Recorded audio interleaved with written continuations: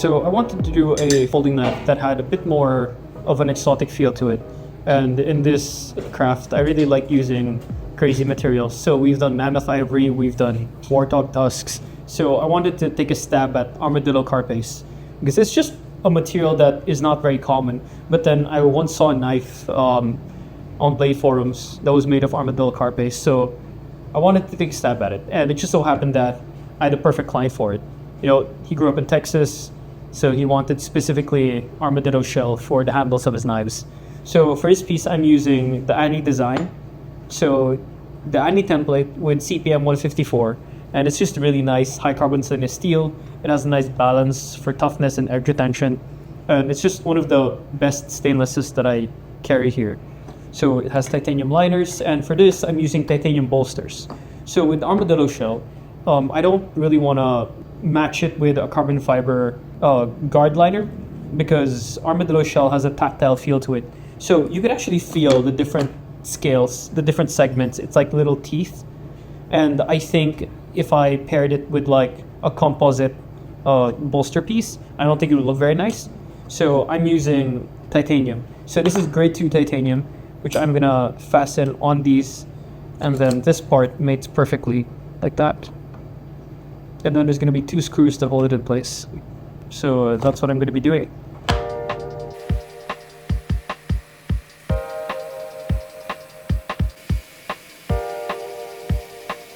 So the next step would be to mount this here. So the way I'm going to do it is through blind screws.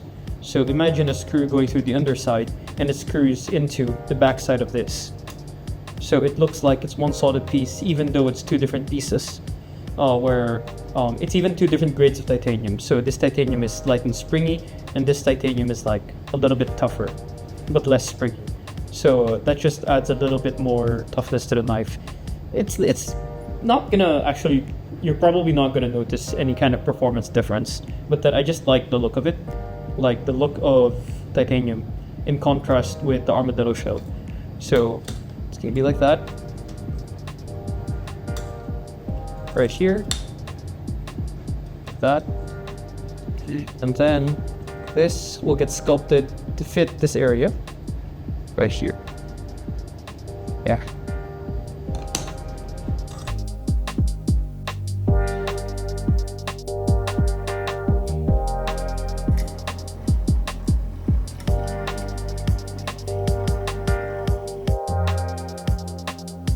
So right now, I'm going to try to align it in this area.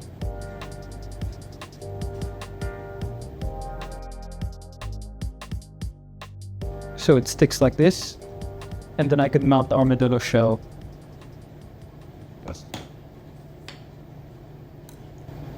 Like that.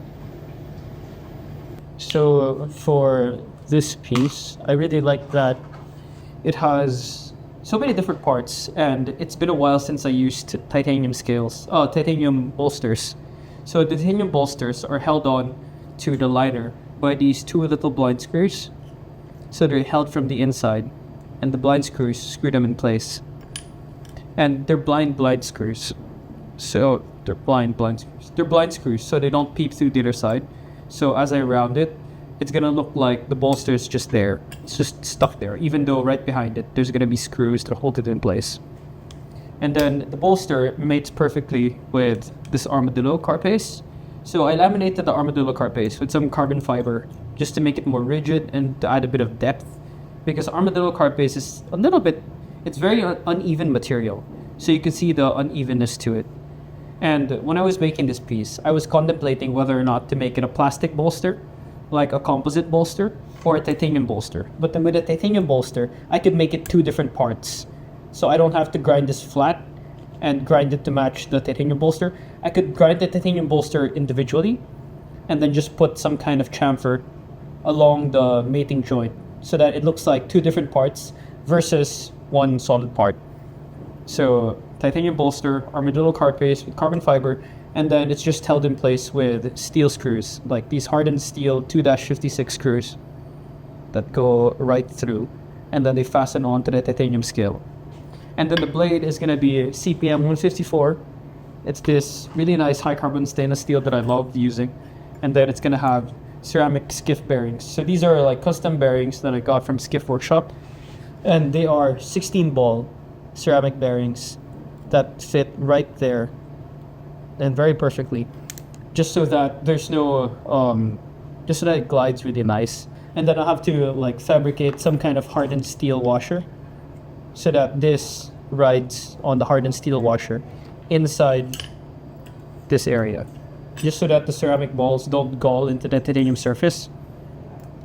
So the next step would be to harden the blade, like maybe scallop this end, not scallop, round this end, and then sculpt in some jimping, like file in some jimping on this end, this surface, just so that it flips easy, and then I'll harden it.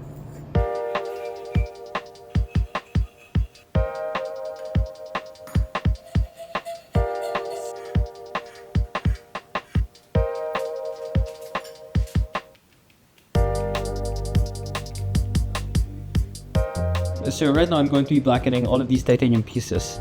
Right now I sandblasted them. It was taken up to a 220 grit polish and got them blasted. So you see a kind of velvety texture on the surface. And then now I'm going to blacken it so that a really nice titanium patina forms on the surface that looks jet black. So I just really like how warm it feels in your hand right after it's blasted. And then I think it will look gorgeous on the Armadillo scales. So this one goes there. And I changed up the design of the pocket clip just so that it looks a little bit more like the pocket clip of my other model, just because I think it matches the bolster really well. So one last thing before I finish this up is I had to thin this area, this lock bar, because this lock bar cannot sit flat. It needs a little bit of space so that when the detent ball glides along the blade, it does not gall, because this is going to get pushed back like that, and I'll show that in a bit right after it gets blackened. So I'm just going to clean this up and then blast it again.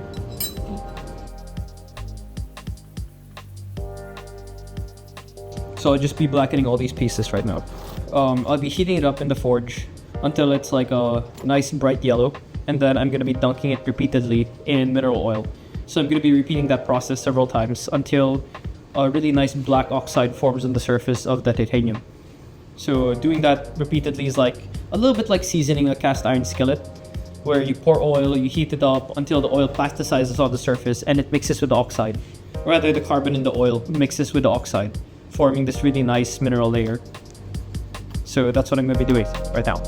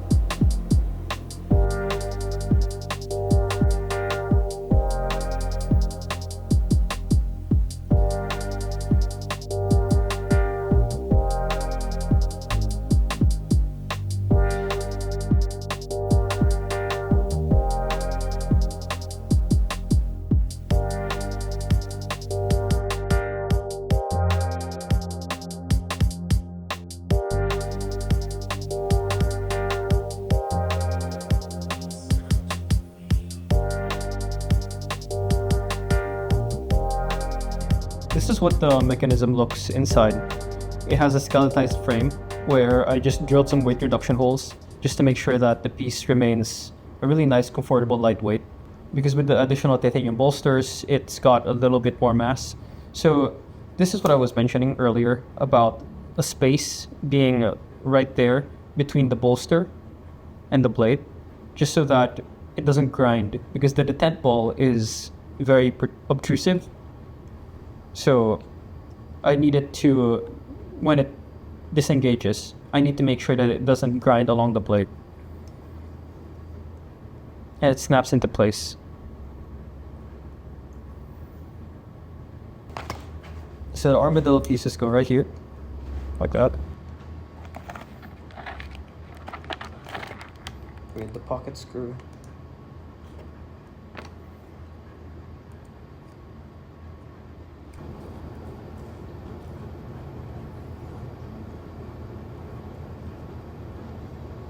And there we go.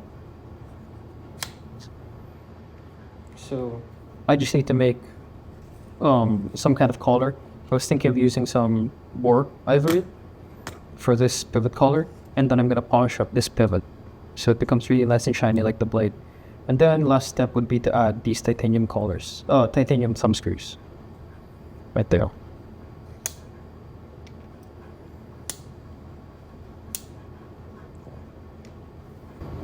Pocket clip goes right here, like that.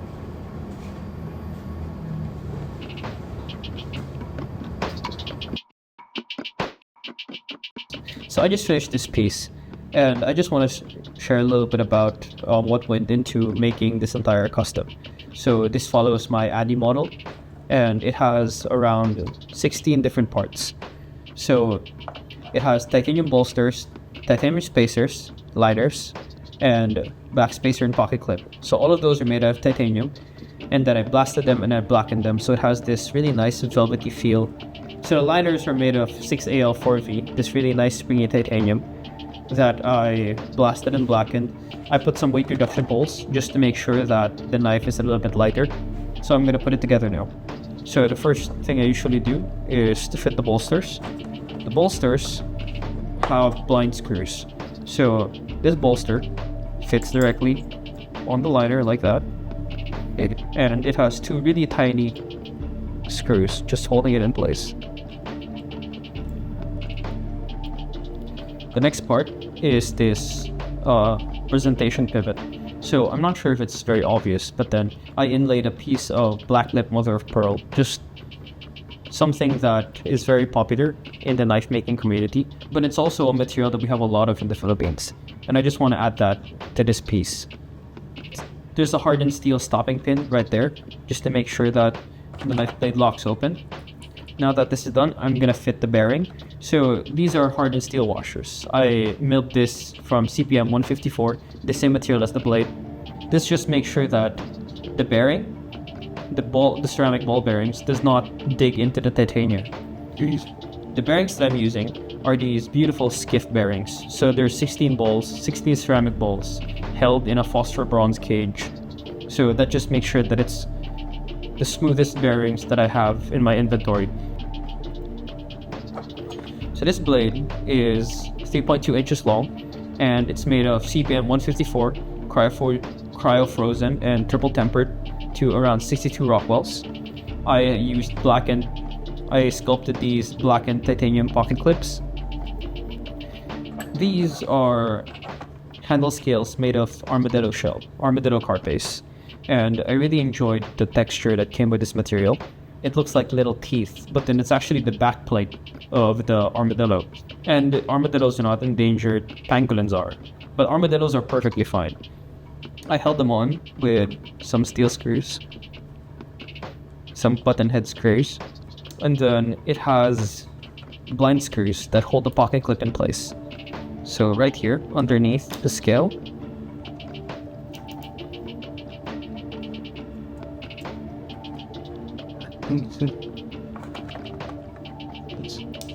pocket clip is also made of blackened 6Al4V titanium.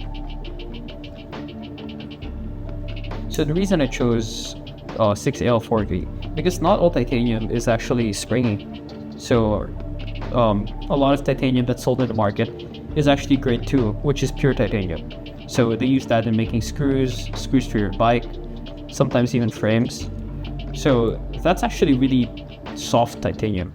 It feels a lot like aluminum. It polishes really well. It's extremely corrosion resistant, more than 6Al4V. But then it's not very springy, you see. For 6AO4V though, it's springy, a little bit like steel, especially when it's been heated up. So this, I put on the body screws, which go right here, and that holds the back spacer in place. So this back spacer is also titanium. This goes on top. She did fucking cryptocurrency after rug pull plus insider trading.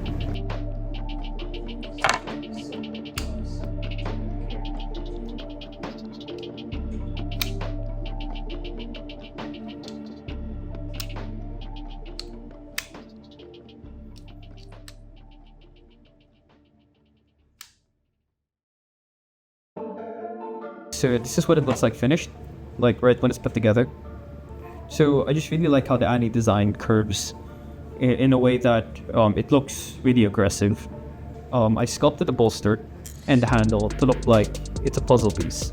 So there's like a part A, part B. And I did that because the Armadillo, I wanted to keep a lot of texture on the Armadillo as possible.